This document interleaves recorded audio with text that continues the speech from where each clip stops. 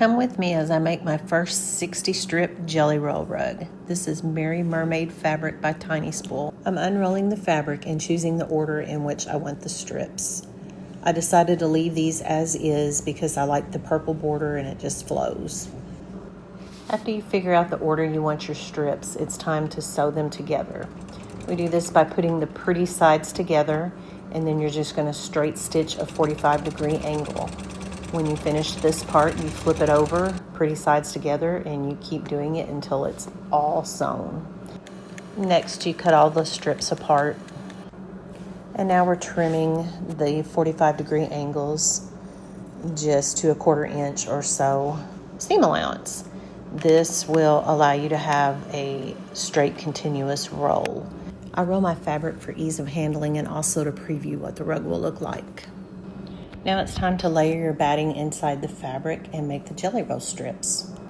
I decided to use the serpentine stitch on my strips. This was a good decorative element for this particular rug. What I'm using here is 2 seam guides. I have a plastic one and I have a metal one. This one has a little finger on it, and it's actually like having an extra finger. It holds it in place while you're sewing it, and it guides it underneath the needle. So if you have trouble with your strip migrating out from underneath the needle, this is a game changer. This is my basket full of strips. So this is how I've been doing my last few jelly roll starts, whether they're round or whether they're oval. I like the way that this looks because there's no humps and bumps in the center. I call this method the old ruffle style gather because you're taking tiny stitches, and then when you pull the thread, it ruffles or gathers the fabric. So it's a gather stitch or an old ruffle stitch. I use the edge that is folded and not the edge that is open. I think with using this method, this is probably the only option because you're going through 2 layers at the very edge, and if you use the edge that's open, then you're going to be going through, in essence, 4 layers plus your batting. Now you pull that string that you sewed through the start, and this gathers it up and forms your curve.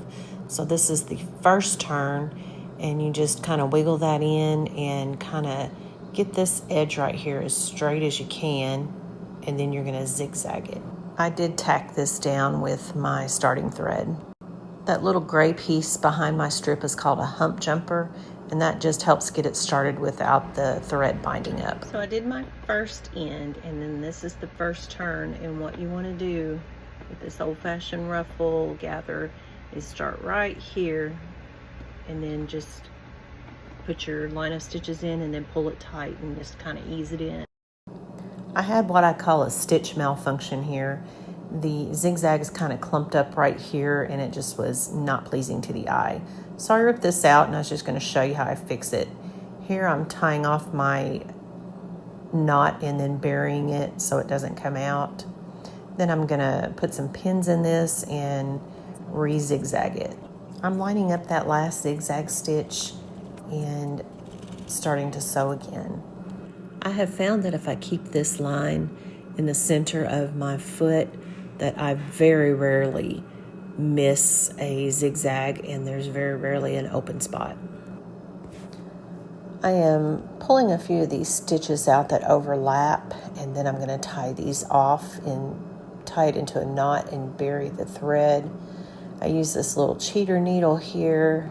If you haven't seen these, they have a little split in the end, and you just push it into the thread and it sticks into it.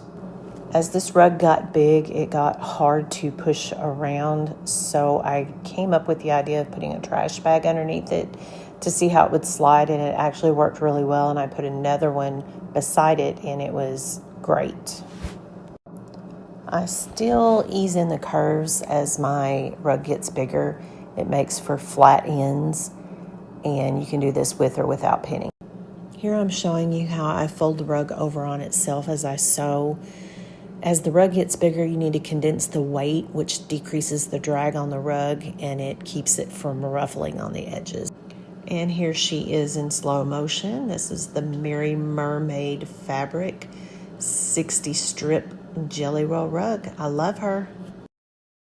And as always, happy sewing!